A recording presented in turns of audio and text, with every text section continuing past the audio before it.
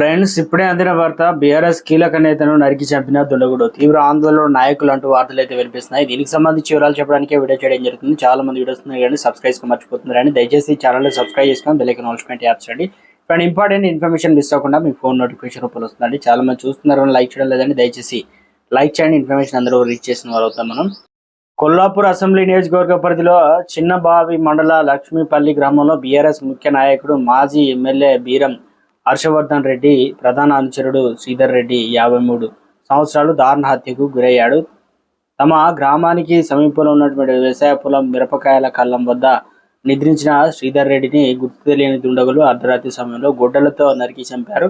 గురువారం ఉదయం చుట్టుపక్కల వారి విషయం తెలుసుకున్న పోలీసులు సమాచారం అయితే ఇచ్చారు. ఈ హత్య రాజకీయం జరిగిందా లేదా భూతాగతాలు జరిగిందా లేక ఇతర కారణాలు ఏమైనా ఉన్నాయా అనే అంశంపై పోలీసులు విచారణ జరుపుతున్నారు. అవివాహితుడు అయినటువంటి బీఆర్ఎస్ ముఖ్య నాయకుడు హత్యకు గురి కావడం సంచలనంగా మారింది.